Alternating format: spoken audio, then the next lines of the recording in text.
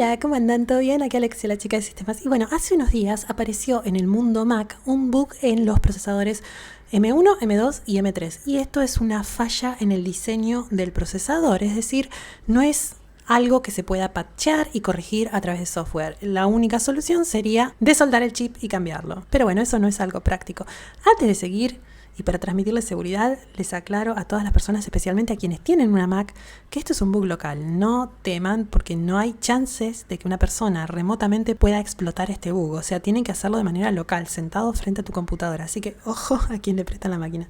Pero bueno, lo interesante de este bug es que encuadra dentro de lo que se conoce como un Side Channel Cache-Based Memory Attack, o un ataque de la memoria de la caché por el canal lateral o a través de un canal lateral. Son ataques muy difíciles de mitigar porque explotan una vulnerabilidad del hardware más que nada, que mucha gente desconoce o que conoce con poca profundidad. Así que bueno, esta es una técnica de ataques relativamente moderna, si se quiere. Hará 5 o 10 años como mucho que empezó a aparecer. Así que bueno, con respecto a la Mac, ¿de qué se trata este bug? Es una vulnerabilidad, como les digo, en el microprocesador que permite que un proceso sin privilegios corrido por un usuario común pueda leer data de otro proceso que está corriendo y obtener información de las llaves criptográficas. Para ponerlo de manera sencilla, supongamos que hay un proceso X malintencionado que es capaz de leer las llaves RSA o AES de otro proceso, un proceso inocente, durante la fase en la que el proceso está haciendo algún tipo de autenticación criptográfica. Y bueno, ¿y por qué se conoce como canal lateral? Para quienes no están familiarizados con esta técnica, paso a explicarles un poquitito de la mejor manera que se me ocurre. Durante la Segunda Guerra Mundial, por ejemplo, la BBC transmitía por radio un programa en vivo donde se escuchaba el ding dong del Big Ben, ese reloj grande que está ahí en Londres, cerca de la abadía de Westminster. Bueno, nada, los alemanes descubrieron a través del sonido de la radio en el programa en vivo que podían, según cómo sonaba, calcular las condiciones climáticas de Londres en ese momento y así poder coordinar un eventual ataque.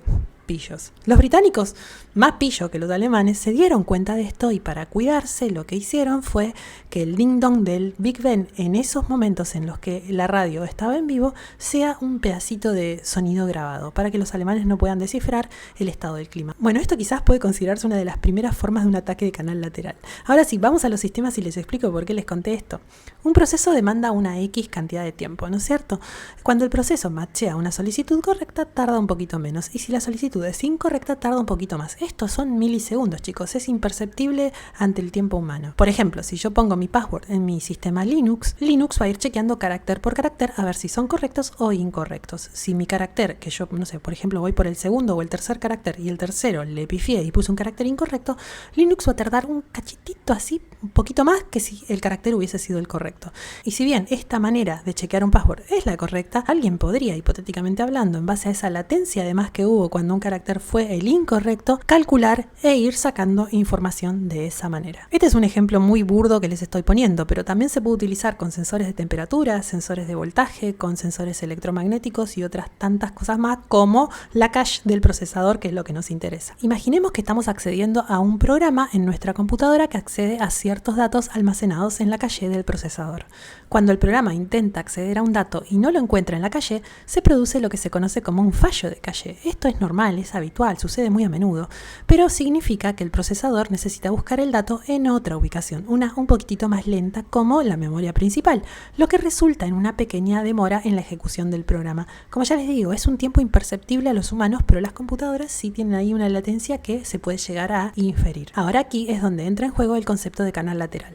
Imaginemos un atacante súper inteligente que puede monitorear estas demoras en el acceso a la cache y a partir de ellas inferir información sobre qué datos están siendo accedidos por el programa. Por ejemplo, si el atacante observa que ciertos accesos a la cache tardan más que lo habitual, podría deducir que el programa está accediendo a ciertos tipos de datos como claves de cifrado o información confidencial. Este tipo de análisis de canal lateral puede ser especialmente problemático en entornos donde la seguridad es crucial, como en aplicaciones de criptografía o sistemas donde se manejan datos muy sensibles, ¿no es cierto? Los ataques de canal lateral pueden ser muy difíciles de detectar, porque no involucran un acceso directo a los datos, sino que se basan en la observación de patrones de acceso a la cache, en este este caso. En el 2021, en Linux se encontró una vulnerabilidad de este tipo de ataque de canal lateral, que en esencia se llamó DNS poisoning o envenenamiento de la DNS, que permitía a una persona contaminar la DNS de un server donde en esencia lograban insertar registros maliciosos adentro de un set de registros genuinos para redirigir el tráfico que le pegaba a un nombre puntual a un sitio fraudulento. Por ejemplo, mi blog, lexi.lat, está hosteado en GitHub. Si yo hubiese sido víctima de un DNS poisoning, por ejemplo, alguien podría haber infectado mis registros DNS para que la gente cuando le pega a lexi.lat, en vez de mandarlos a mi sitio que está hosteado en github.com, los mandan a un lugar cochino. Y bueno, ¿cómo lo logran? Le iban tirando un ISMP a determinados puertos y de repente, si el estado del recurso compartido cambiaba, entonces estaban con el puerto que ellos querían. Así es como van infiriendo ese tipo de información. Para protegerse de este tipo de ataques, generalmente los sistemas operativos y las personas que mantienen y desarrollan los sistemas operativos van implementando una serie de contramedidas. No es que no se hace nada al respecto, chicos. Por ejemplo, una de las cosas que se suele utilizar es la aleatorización de accesos a la caché o el uso de algoritmos que van minimizando las variaciones en estas latencias, es decir, en los tiempos de acceso.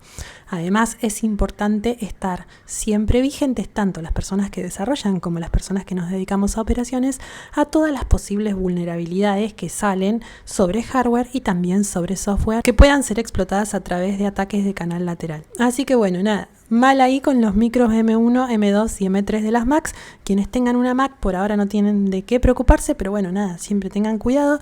Y para quienes no tienen una Mac y les interesaba conocer un poquitito más sobre ataques de canal lateral, espero que ahora tengan una idea un poquitito más clara sobre de qué se trata todo esto y que hayan aprendido algo nuevo en el día de hoy. Así que bueno, nada, les mando un beso grande y nos vemos prontito con mucho más contenido. Adiós.